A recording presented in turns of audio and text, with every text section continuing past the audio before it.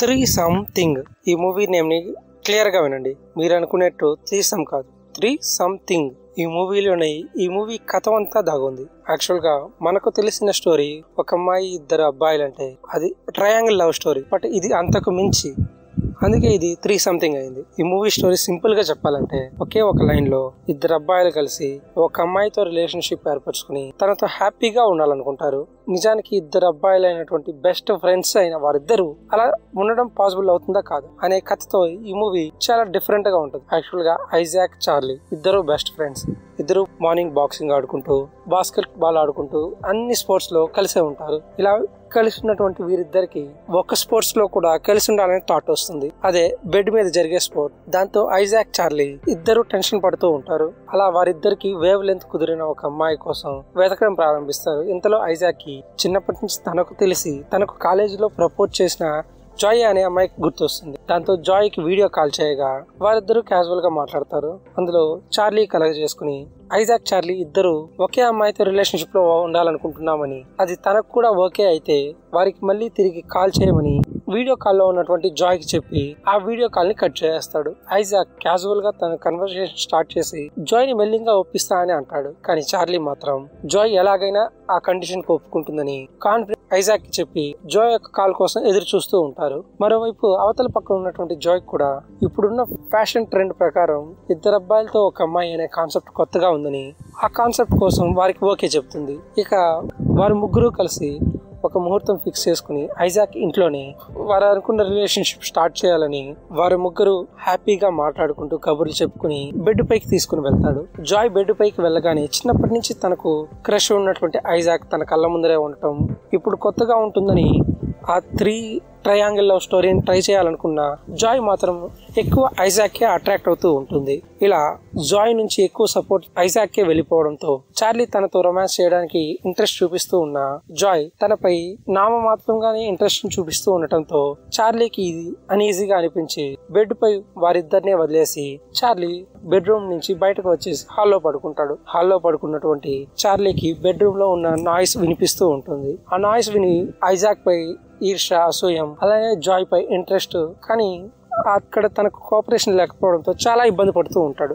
ఇలా నైట్ అంతా కంటిన్యూగా నిద్ర లేకుండా మార్నింగ్ అలా నిద్రపోయినటువంటి చార్లీని అప్పుడే బయటకు వచ్చినటువంటి ఐజాక్ తాను నైట్ అంతా నిద్రపోలేదని వారిద్దరిని ఏకాంతంగా వదిలేసినందుకు చార్లీకి థ్యాంక్స్ చెప్పి జాయ్ ని మళ్ళీ తనతో పాటు డేటింగ్ కి తీసుకుని వెళ్తున్నా అని చెప్పి జాయ్ ని మళ్ళీ తనతో డేటింగ్ కి తీసుకుని వెళ్ళిపోతాడు. ఒక పక్క చార్లీ వారిద్దరూ కలిసి ఈ కొత్త లవ్ స్టోరీని స్టార్ట్ చేయాలనుకున్నప్పటికీ ఐజాక్ తనను వదిలేసి వెళ్ళిపోవడంతో కొంత బాధ ఉన్న ఐజాక్ ఇప్పటికైనా ఎంజాయ్ చేస్తూ ఉన్నాడని ఓకే అంటాడు. కానీ ఐజాక్ మాత్రం జాయ్ తో పాటు అలా డేటింగ్ కి వెళ్లి ఈవినింగ్ ఇలా వచ్చి చార్లీకి ఒక షాకింగ్ విషయాన్ని చెబుతాడు.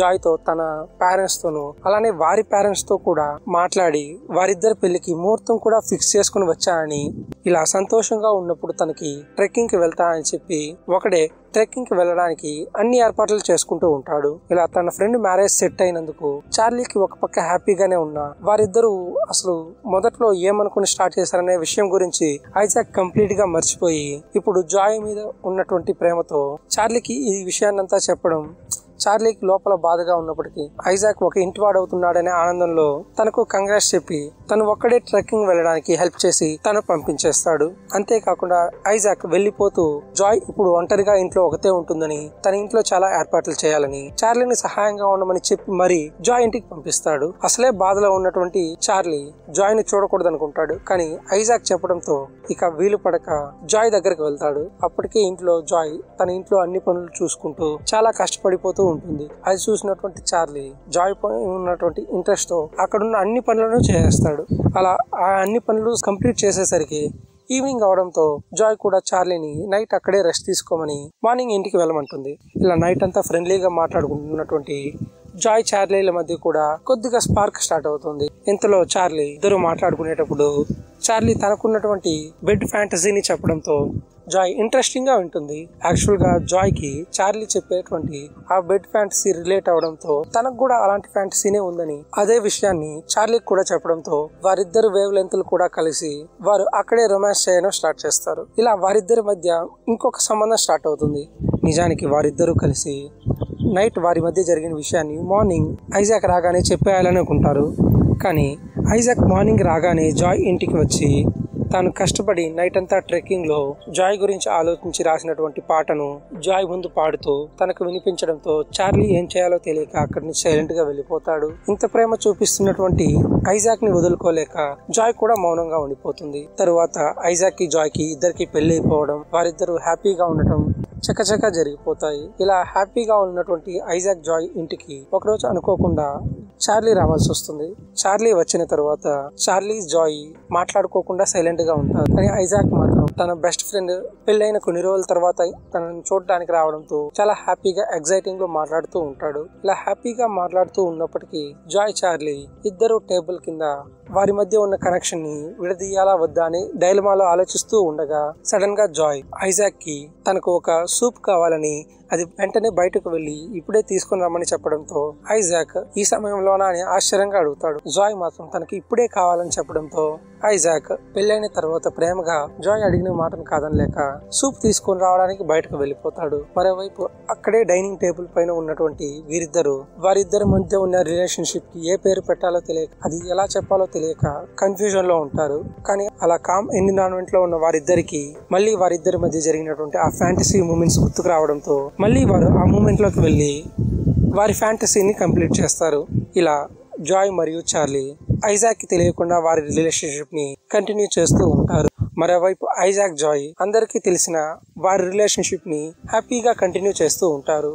కొన్ని రోజులు గడిచిన తర్వాత ఒకరోజు ఐజాక్ తో పాటు నార్మల్ గా బాక్సింగ్ ఆడుకుంటూ ఉన్నటువంటి చార్లీ అసలు ఐజాక్ కి వారిద్దరి మధ్య ఉన్న విషయం తెలిస్తే ఏమవుతుంది, తను ఎలా రియాక్ట్ అవుతాడనే విషయం గురించి ఆలోచిస్తూ మెంటల్ గా డిప్రెషన్ లోకి వెళ్లి ఐజాక్ తన పక్కన ఉండగానే తనను బలంగా పట్టుకుని ఏడవడం మొదలు పెడతాడు. ఇంతకీ చార్లీకి జాయ్ కి ఉన్నటువంటి రిలేషన్షిప్ గురించి చెప్పాడా లేదా, అసలు ఏం జరిగింది అనే విషయం ఇక్కడ క్లారిటీ ఇవ్వకుండానే ఏం చేసేశారు. దట్ మీన్స్ ఇద్దరు బెస్ట్ ఫ్రెండ్స్ గా ఉన్నటువంటి ఐజాక్ చార్లీ రిలేషన్షిప్, అలానే ఐజాక్ జోయల్ యొక్క మ్యారేజ్ రిలేషన్షిప్, మరోవైపు చార్లీ మరియు జోయల్ మధ్య ఉన్నటువంటి ఇల్లీగల్ రిలేషన్షిప్, ఈ 3 రిలేషన్షిప్స్ కి డెఫినేషన్ ఏమి ఇయ్యాలో తెలియకుండా త్రీ సంథింగ్ గా ఈ మూవీకి టైటిల్ పెడుతూ క్లైమాక్స్ ని ఆడియన్స్ గెస్సింగ్ కే వదిలేస్తూ అక్కడితో ఈ మూవీ కంప్లీట్ గా ఎండ్ అయిపోతుంది.